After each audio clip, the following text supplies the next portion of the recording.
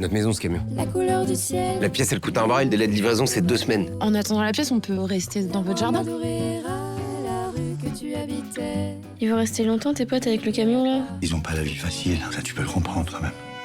Officiellement, je suis jamais née.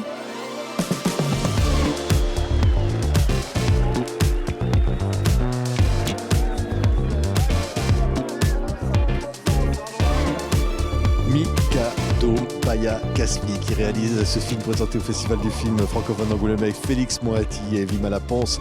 C'était une histoire avec un personnage, qu'est-ce qu'on pourrait dire au fond, une sorte de qui n'est pas classable, qui serait marginal, mais est-ce qu'il y a des mots pour dire ça? J'ai pas envie de dire marginal parce que pour moi ils vivent pas comme les autres, ça c'est sûr. Ils ont un peu peur du monde et ils surprotègent leurs enfants qui tiennent à l'écart. Mais c'est pas un film de réalisme social et c'est un film sur l'enfance, sur la difficulté de laisser partir ses enfants, de leur donner la liberté de vivre leur vie. Ouais. Et voilà, c'est un film d'émancipation. Ouais, une rencontre. Ouais. Une rencontre étonnante entre ces personnages. Il y a Ramzy Bedia qui va apparaître aussi dans le film. Regardez, donc ça s'appelle Mikado. Il est très gentil et très intelligent, je trouve. Il est prof, quoi. Tu crois que je vois pas ce que t'es en train de faire? Je vous aime bien, c'est tout. Tellement que tu veux me voler ma fille. J'ai assez de problèmes comme ça, moi, dans ma vie, pour que vous veniez m'en rajouter. Qu'est-ce que tu fais là? Je me suis inscrite. Tu sais ce qui va se passer si tu continues comme ça? Tu vas finir dans un foyer. Tu peux pas l'empêcher de vivre sa vie. Je vais le protéger, c'est tout. Pas vu comme ça, c'est dégueulasse. Juste qu'elle comprenne d'où on vient. Mais moi, j'ai pas du tout envie qu'elle sache d'où je viens. Moi, mes enfants, je suis tellement fier de les avoir. D'avoir ma famille à moi. Une rencontre, je disais, une rencontre comme ça fortuite. Quelqu'un qui vient en aide à quelqu'un d'autre, et puis comme ça, les uns vont vivre chez l'autre. Et puis il y a une solitude d'un côté, et puis de l'autre côté, il y a une apparence de famille, mais aussi une marginalité. Et de tout ça va naître une sorte de confrontation qui est absolument magnifique. Le personnage est magnifique, Félix Moati. Merci. Ouais. Merci beaucoup. Mais oui, en effet, cette confrontation, c'est justement cette famille qui vit en vase clos avec son amour, avec l'amour qu'ils ont les uns pour les autres, va se cogner à une forme de normalité, en fait. Et ça va faire émerger chez la jeune Nuage et chez son petit frère, joué par Louis Orby, un désir peut-être un autre désir, un désir de normalité, un désir d'une vie plus dans les normes. Ouais. Et oui, puis la solitude en face du personnage interprété par Ramzy. Qui peut-être à un moment donné va se demander si ça risque pas de lui voler sa fille au fond. Il y a ça aussi dans le film. Oui, de toute façon, c'est vraiment deux familles qui sont très différentes, qui vont s'apporter beaucoup, qui vont voilà, et puis ils ont tous leurs failles. Et donc c'est vrai qu'il y a une forme de huis clos, mais dans une belle maison à la campagne. Ouais. Et il se passe beaucoup de choses dans cette maison et ça va complètement faire basculer leur destin. Oui, Vimala, il y a ça, cette rencontre au fond de la normalité, de qu'est-ce que la normalité, se confronter à la différence.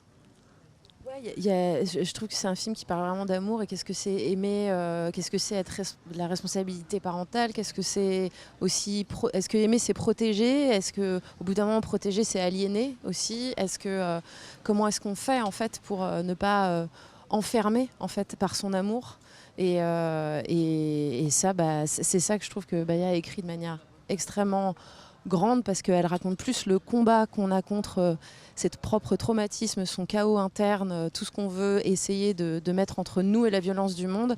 Mais ça, elle en fait une danse, une joie. Et c'est pour ça que je trouve que le film est extrêmement vivifiant. Ouais. Mikado, il s'appelle. T'en parles bien. Mikado. À un moment, on voit d'ailleurs un jeu Mikado apparaître dans le film. Oui, oui. C'est le symbole de ça. Il a toujours ce Mikado entre les mains. Et oui, c'est le Mikado, c'est aussi l'enfance qu'ils portent tous les deux, qui leur fait faire ses choix. C'est vrai quand on élève des enfants, on essaye toujours de rattraper sa propre enfance. Et le Mikado, je sais pas, moi ça me renvoie à l'enfance. Je trouve ça très beau parce que c'est ces petites ces petites tiges de bois qui sont toutes les unes dans les autres et qu'il va falloir séparer. Et c'est vrai que c'est l'histoire de comment on fait pour... dans Parents, il y a séparation aussi. Il faut prendre de l'air. Ouais. Et c'est difficile. C'est vrai que le personnage interprété par Félix, il a gardé cette part d'enfance. Il ne veut pas qu'on le mette en cage. Bayal m'avait dit, je me souviens, de jouer comme un enfant. Et notamment ce rire qui surgit comme ça dans les moments de douleur et de chagrin, qui vient déchirer un peu la tristesse. Il y a un truc de l'ordre de l'enfance qui ressurgit en permanence, quoi. Ouais. Et dans une sorte de forêt, c'est qu'au fond, il est confronté à la nature, comme ça, d'isolement du monde, mais le monde va peut-être débarquer comme ça, avec sa violence. Ah oui, c'est sûr que c'est un personnage qui a très peur du monde. Ouais. Il est terrifié. Pour lui, le monde, c'est sa douleur d'enfance, c'est sa blessure. Le monde, c'est ce qui peut lui ôter ses enfants. Et ses enfants, c'est toute sa vie, c'est la fondation de sa vie. Donc il est hors de question qu'ils aillent vers le monde, justement. Ouais. Et c'est précisément tout l'enjeu du film qu'on pressent tragiquement venir, quoi. Ouais. Et l'enfance, c'est beau le regard qu'elle porte sur les enfants dans ce film. Leur place comme ça, où se situe leur liberté. Mais je pense que c'est aussi ça qui fait la force de Baya et aussi de notre rencontre à tous les trois, c'est que autant chez Michel Leclerc, Félix Moiti est son fils, autant moi je suis la fille de Baya. Et donc je pense qu'il y a quelque chose là-dedans en fait qui infuse depuis bien 15 ans là-dedans et qui fait que je pense que le regard sur l'enfance qu'on a en chacun, c'est-à-dire pas seulement l'enfance que des adolescentes, donc pour Patience et pour Saul ont, mais aussi Louis, elle va chercher l'enfance en chacun de nous. Et ça je trouve que pas le côté enfantin qui peut être péjoratif, mais l'enfance. Ouais. Une idée au fond de la liberté. Cette liberté, c'est un prix. Ah c'est oui, dur à porter sur ses épaules, ouais. Mais je pense que on le vit tous, on le vit particulièrement quand on à l'époque de l'adolescence, mais on le revit dans tout le temps. En fait, chaque choix, c'est aussi une terreur. Et c'est ça qui est beau chez Patience. C'est vrai que le personnage de Nuage, elle sait pas si elle existe vraiment. Elle a l'impression qu'elle est transparente parce qu'elle a besoin du regard des autres sur elle pour valider son existence. Et je pense que tous les personnages, ils sont comme ça. Ils ont les parents de Nuage n'ont pas été regardés par leurs parents. Ils n'ont pas été validés par eux. Donc ils savent pas. Ils sont pas sûrs non plus. C'est ça que je trouve beau dans l'enfance, c'est qu'on cherche nos contours aussi.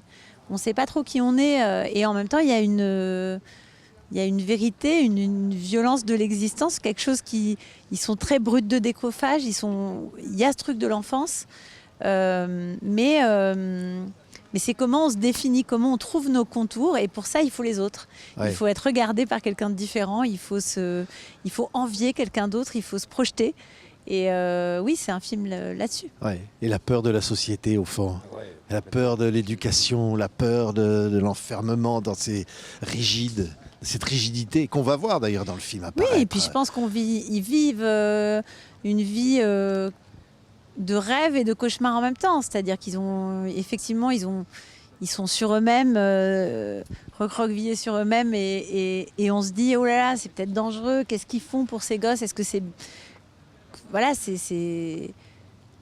potentiellement, c'est vraiment pas bien de ne pas emmener ses enfants à l'école, et en même temps, on les envie parce qu'on on en a marre d'être ligotés dans des existences toutes petites, de pas pouvoir vivre cette liberté et puis cette. Moi, je trouve qu'il y a un désir en chacun d'entre nous aujourd'hui d'être oublié, en fait, de pouvoir s'enfuir. Ouais. Oui, c'est vrai. Même pas de nom, pas de carte d'identité, pas être nulle part. Bah oui, ce rêve-là, il existe. Ouais. Dans les nuages, c'est le cas de le dire. Dans les nuages, dans une société où on est, où on sait tout de nous à travers nos téléphones, où on est tout le temps contrôlé. Il y a ce désir de se dire, mais est-ce qu'on pourrait partir et disparaître ? Et c'est aussi ça que je voulais amener dans le film, c'est qu'il y ait du romanesque, c'est qu'on n'est pas là pour... on parle de choses intimes qui existent, que auquel tout le monde peut s'identifier.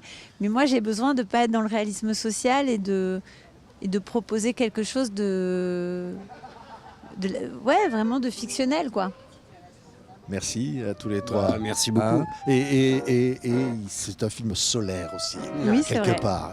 Comme Bayard. Les personnages sont tous d'une grande force. Ils nous touchent beaucoup. On va entendre la musique de Stéphane Grappelli, Nuages, qu'on entend d'ailleurs dans le film, qui justement par cette joie aussi. La musique qui apparaît, on entend Nino Ferrer, on entend des musiques comme ça. Ce sont des musiques d'ailleurs de soleil, musique du Brésil. Oui, et avec une grande mélancolie en même temps. Et une grande mélancolie en même temps. Ouais. Comme C'est Bayard. cadeau. Comme c'était sa seule phrase de l'interview. Mais c'est une très belle phrase. Et c'est un très beau film. Merci. Merci beaucoup. C'est Merci à tous les trois.